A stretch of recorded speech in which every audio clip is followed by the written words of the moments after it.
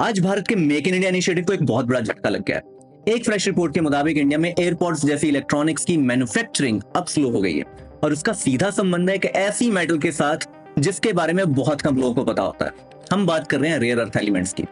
Airports manufacturing India में recently shift हुई थी, जिसमें फॉक्सकॉन ने प्रोडक्शन स्टार्ट किया था, लेकिन अब प्रोडक्शन स्पीड सडनली स्लो हो गई है। क्यों? क्योंकि मई 2025 में चाइना ने क्वाइटली बगैर किसी ऑफिशियल अनाउंसमेंट के इंडिया को रेयर अर्थ एक्सपोर्ट्स बंद कर दिए थे और अब इसकी वजह से एप्पल जैसे ग्लोबल ब्रांड्स भी अपना स्टॉक मैनेज कर रहे हैं, लेकिन लॉन्ग टर्म मैन्युफैक्चरिंग को लेकर अनसर्टेनिटी पूरी तरह से बनी हुई है। सबसे पहले इसका कॉन्टेक्स्ट समझते हैं। अप्रैल 2025 में यूएसए ने नए टैरिफ लगाए थे ट्रंप के आने के बाद, और इसका सबसे ज्यादा इंपैक्ट चाइना पर आया था, जिसके ऊपर 145% टैरिफ लगाए गए थे। चाइना ने रिटेलिएशन में रेयर अर्थ एक्सपोर्ट्स पर रिस्ट्रिक्शन लगा दिया था, लेकिन इंटरेस्टिंग ट्विस्ट तब आया जब चाइना ने अमेरिका और यूरोप के लिए एक्सपोर्ट वापस रिज्यूम कर दिए, लेकिन इंडिया के लिए नहीं की। इंडिया के लिए एक्सपोर्ट बंद ही रखे गए। यानी चाइना ने इंडिया के इलेक्ट्रॉनिक्स ड्रीम पर सर्जिकल स्ट्राइक कर दी बिना किसी बुलेट को फायर किए हुए।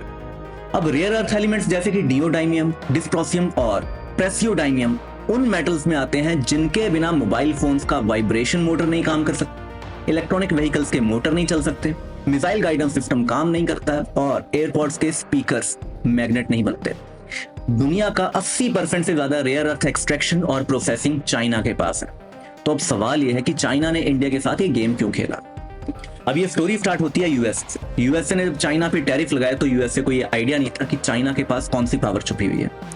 जब यूएसए को रियलाइज हुआ कि रेयर अर्थ के बिना वो इलेक्ट्रॉनिक्स और डिफेंस में पीछे रह जाएगा, तो उन्होंने चाइना से रिस्ट्रिक्शन हटा दिए।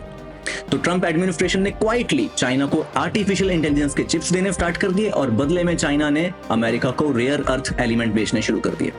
ये आर्टिफिशियल इंटेलिजेंस के चिप्स वो हैं जो चाइना को बहुत ज्यादा तादाद में चाहिए, क्योंकि वो अपनी आर्टिफिशियल इंटेलिजेंस कैपेबिलिटीज बना रहा है, लेकिन अभी भी वो चिप्स नहीं बना पाता है। यानी कि यहाँ दोनों दुश्मन एक दूसरे के स्ट्रेटेजिक नीड्स को क्वाइटली फुलफिल कर रहे हैं। दुनिया को दिखाया जा रहा है कि चाइना और यूएसए लगातार लड़ रहे हैं, लेकिन चुपचाप वो दोनों एक दूसरे की नीड्स फुलफिल करते हुए साफ नजर आ रहे हैं।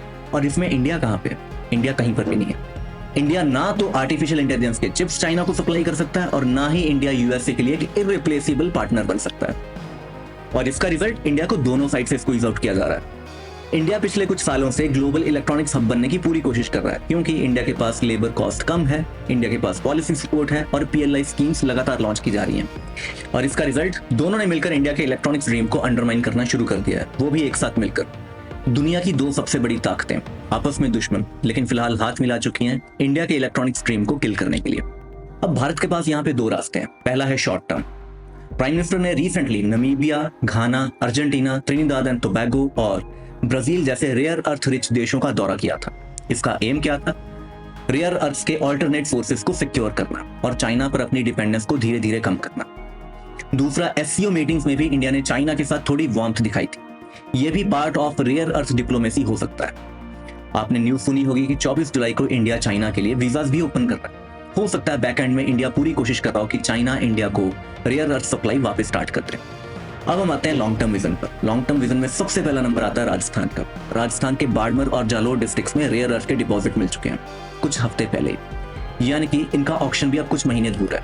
एक बार अगर हम इनका ऑक्शन कर लेते हैं तो कुछ सालों में हम रेयर अर्थ का एक्सट्रैक्शन अपने देश में ही कर पाएंगे, और अगर हम इनका एक्सट्रैक्शन कर लेते हैं तो हमें इनका प्रोसेसिंग भी जल्द स्टार्ट करना होगा, जिसके लिए हमें पीएलआई स्कीम्स लॉन्च करनी पड़ेगी।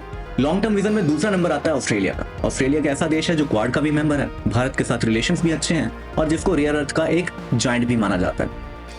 तो यानी कि लॉन्ग टर्म विजन में अगर भारत ऑस्ट्रेलिया के साथ कुछ पैक्ट साइन करता है जहां पे rare earth extracted metals Bharat में ऑस्ट्रेलिया से इंपोर्ट किए जाते हैं, तो इंडिया चाइना पर अपनी पूरी तरह डिपेंडेंस खत्म कर लेगा। तो ये थे हमारे शॉर्ट टर्म और लॉन्ग टर्म विजन, जिनके ऊपर काम करके हम अपने रेयर अर्थ के प्रॉब्लम को सॉल्व कर सकते हैं। अब ये पूरी बात एयरपोर्ट्स की कहानी तक सीमित नहीं है। ये एक अलर्ट है कि अगर भारत ने रेयर अर्थ सप्लाई सिक्योर नहीं की तो इलेक्ट्रॉनिक व्हीकल्स की मैन्युफैक्चरिंग रुक जाएगी, डिफेंस सिस्टम्स में हम आगे बढ़ने से रुक जाएंगे और मोबाइल एंड सेमीकंडक्टर के एम्बिशन हमारे धरे के धरे रह जाएंगे। तो इसका कंक्लूजन ये बनता है कि भारत को अब हर लेवल पर डिसाइसिवली मूव करना पड़ेगा। स्ट्रेटेजिक डिप्लोमेसी इंप्रूव करनी पड़ेगी, ग्लोबल पार्टनरशिप्स जल्द से जल्द बढ़ानी होंगी, डोमेस्टिक पीएलआई स्कीम्स लॉन्च करनी होंगी फॉर रेयर अर्थ प्रोसेसिंग और एग्रेसिव एक्सप्लोरेशन करना होगा ताकि देश के अंदर ही हमें ज्यादा से ज्यादा माइंस मिले रेयर अर्थ मेटल्स की। क्या भारत इस बार अपने रिसोर्सेज के लिए दूसरों पर डिपेंडेंट रहने की बजाय खुद एक रेयर अर्थ सुपर पावर बन पाएगा? कमेंट करके अपनी राय जरूर लिखिए। और अगर आपको ये डीप डाइव पसंद आई हो तो चैनल को जरूर सब्सक्राइब करें, क्योंकि ये बैटल सिर्फ ट्रेड की नहीं, टेक सुप्रीमेसी की भी है। जय हिंद।